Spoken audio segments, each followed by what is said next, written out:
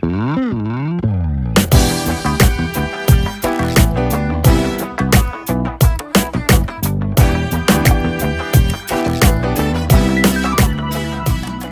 you doing, guys? This is Dana from Masterland Investing. Thank you guys for tuning in.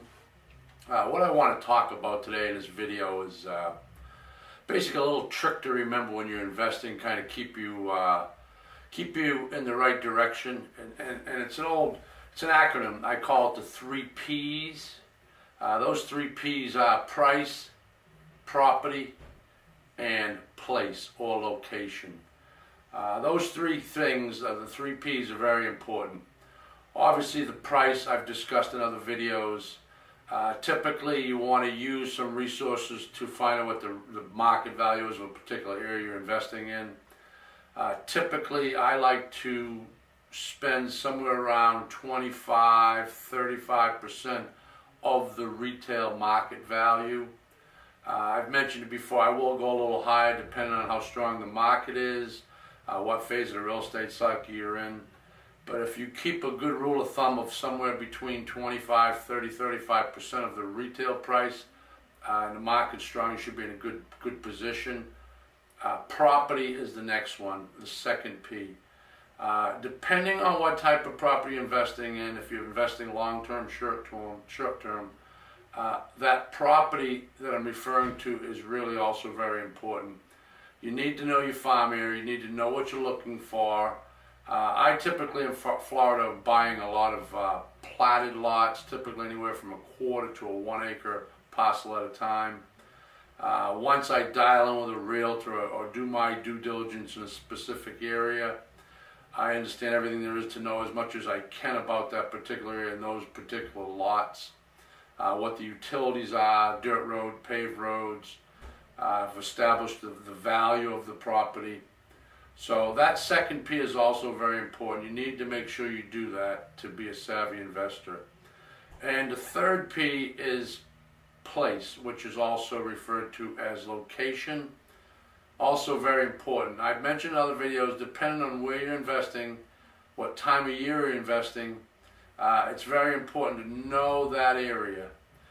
Know what the potential is. When I'm looking for new areas, a lot of times I'll do some due diligence, I'll get online, I'll pick out a few areas. I've even gone through Florida and just kind of did some Google Earth searches, look for an area outside of a metropolitan area, a busier area, zoom in through Google Earth and find a particular looking for platted areas, then go back to Zillow, go to the MLS, go to some other listing resources, see what's on the market. Once I've dialed in a few areas, what I'll do is I'll typically, and I've said before, I'll call some areas in that area, ask them what the market's like, how strong it is. Once again, I've also used Zillow in my favor. A lot of times I go in there, do a search for that particular area that I just found through Google Earth in Florida, wherever I'm searching. See what's been sold the last 90 days once I filter the search down a little bit. And that'll help you determine your location that you're going to want to work in. Just because you can buy vacant land at a deal isn't always the best position to be in, because a lot of times that particular area may not be moving. There may not be any interest in a particular area that you get great opportunity in. So as a savvy investor, you want to know those 3 P's, be on top of your game when it comes to that. Just remember those 3 P's as an acronym. That'll help you to stay dialed in. It's property, price, and place or location. Very important. I've said it in earlier lessons. The areas change a little bit. The property doesn't have to be a particular cookie cutter property. You make a determination of what type of property you're looking for. You may be investing up in Massachusetts, New Hampshire, Colorado, Michigan, wherever it may be. They may be larger parcels, but the most important thing is to know your farm area. Like I've said in the past, use realtors when you can. They'll help you dial in. Know what the surface is, under the ground, what's available. Are there mineral rights? Is it ledgy? Where the water is. So all goes back to your due diligence, very important. So I just thought about that the other day, and I hadn't made a video on it, I hadn't mentioned it earlier. So like I've said in the past, I want to keep you guys as tight as you can, and all your information that I give you, make sure you're dialed in with everything you're doing going forward. Make sure you're a savvy investor, an educated investor.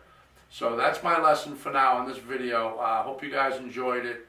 Thanks for tuning in. Stay positive. Go out there and inspire someone today. Don't be greedy. If you like the video, please share or hit the like button.